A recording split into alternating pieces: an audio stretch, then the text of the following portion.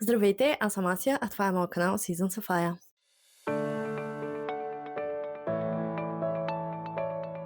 Започнах да записвам видеа относно равносметката за 2025 година и осъзнах, че всъщност не съм записала видео за какво се случи декември, колко книги прочетох, какво прочетох и защо не прочетох много. Така че сега ви представям равносметката за декември месец, която не е толкова... Мислех си, че съм прочела много по-малко книги и мислех, че ще е доста по-клета статистиката, но всъщност не е толкова зле.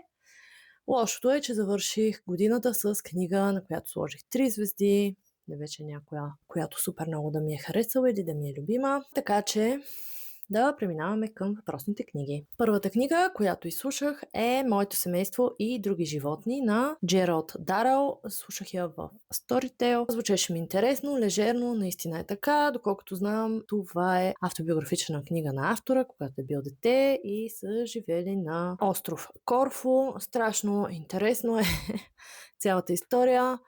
Според мен е подходяща за по-малки читатели също така. Колкото знам е първа книга от поредица, така че може да ги слушате, мисля, че и трите в Storytel и са много забавни и интересни, особено от гледна точка на как е преминало и как би е преминало едно детство в Корфу с всички неизвестни животни, които има там, с странното му и шантаво семейство, с странните и шантави хора, които живеят на остров Корфу. Изобщо всичко е много, много интересно, свежо, весело, така че ви я препоръчвам сериозно, ако би ви харесало нещо такова. Следващата книга, която не успях да доизслушам в Storytel, е всъщност Мъртви преди мрак на Шарлейн Харис. Ако сте като мен фенове на истинска кръв, ще знаете, че това всъщност е първата книга, по която е направен сериал. Казах ви, че не можах да изслушам, защото имаше прекалено много сексуални сцени, които ми бяха много ненужни, не ме обогатяват по никакъв начин, не ме интересуват кой на кого и къде, какво е, нали? Така че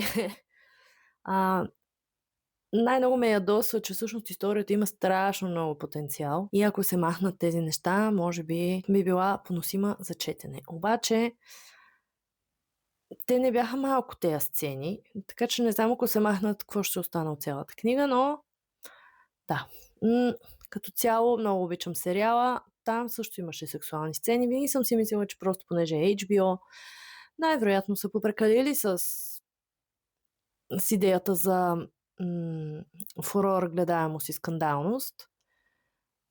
Но се оказа, че и в книгата е така. Така че няма да продължа с поредицата, което е жалко, защото ми е интересно да видя какво се случва в книгите, защото знам, че не се случва също, което в сериала, но най-вероятно ще си намеря някъде тип overview или нещо на самите книги и ще разбера историята на къде отива. Защото не смятам да губя време и да ги чета. Следващата книга, която изслушах, е Любовникът на Маргюрит Дюрас. Това е първата ми среща с авторката. Много ми хареса. Тя е малка книжка. Много ми хареса колко е различно, разпокъсано, в същото време просто и сложно едновременно. Страшно много ми хареса книгата, така че мисля да продължа и с още нещо на авторката. Ако имате някакви предложения, пишете ми в коментари отдолу, за да си потърся въпросната книга и да я прочета. Следващата книга, която прочетох, която ме поизвади малко от книжния застой, в който се бях така закопала сама, е именно на Джон Бойн Вода, която е първа от поредицата Стихиите, тетралогията. Има издадени на български следващите две, които са Земя и огън и предстои и последната Въздух да бъде издадена, мисля, че тази година. Тази книга завидно малка, мисля, че няма и 200 страници, определено много добре ми върна желанието за четене. Хареса ми как пише Бойн. Доста чувствено на много тежки теми, много човешки също така. Това е първата ми среща с Джон Бойн. Няма да е последната със сигурност, защото сега трябва да си купя останалите книги от тетралогията, разбира се. А имам още една негова за фуриите, невидимите фурии на сърцето, мисля, че се казваше. И имам взета назаем още една негова книга, която е вкъщи. Момчето с рираната пижама.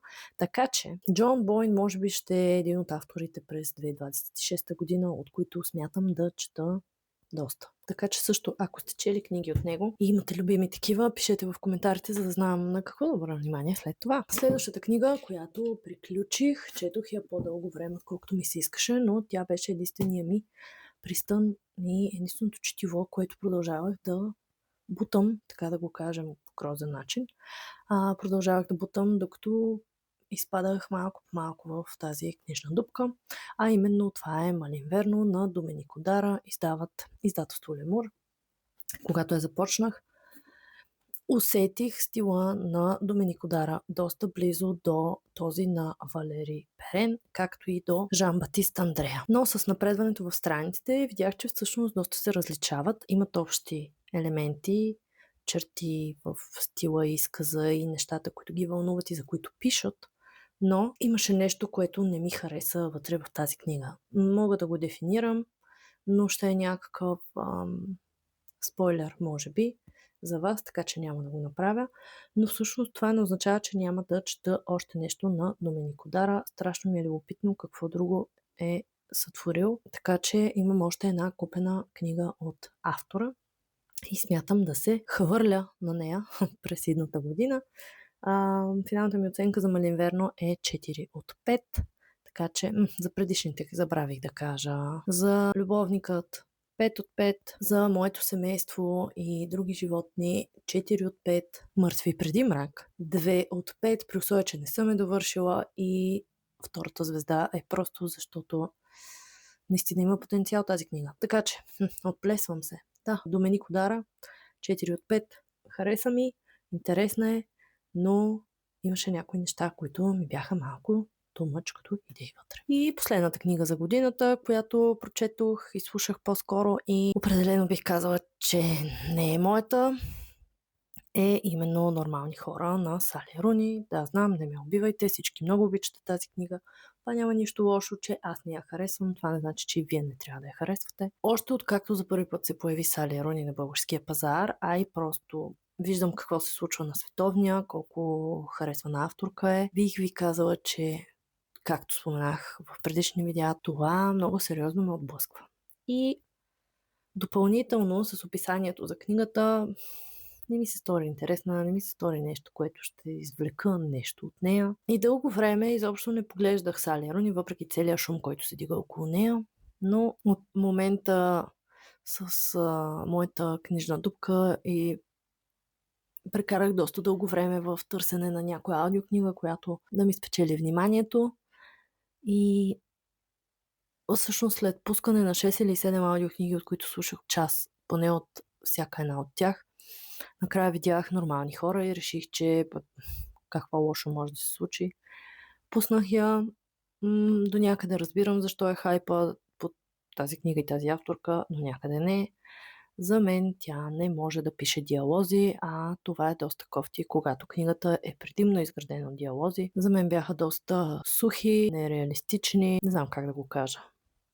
Искам да обида някой, но просто не е моят тип четиво. Айде, така да го кажем и спирам да говоря. Това е последната книга, с която завърших годината. Не бих казал, че съм особено очарована изобщо от декември. Предвид, че много трудно ми се получаваше четенето наистина, но 6 книги хич не са малко, така че броим го за успешен някакси. И това всъщност е моята равносметка за последния месец на 2025. Какво прочетохте вие през декември, какво ви хареса, какво не ви хареса, появиха ли се нови любимци, ханахте ли някакви поредици, споделете долу в коментарите. Междувременно с това много ще се радвам, ако се абонирате за канала, цъкнете камбанката, за да получавате известие, когато качвам ново видео. И също така ще се радвам, ако пишете коментари повече, защото ми е приятно да си говорим отдолу. Също така в описание на видеото може да видите и други места, на които може да ме намерите: Facebook, Instagram, Goodreads най-вече, както и блогът ми, който не е активен от доста дълго време, но може да намерите интересни ревюта вътре и да си набележите други книги за четене. Ами това е. Това е за края на годината, така че благодаря ви, че ме гледахте и до следващото видео.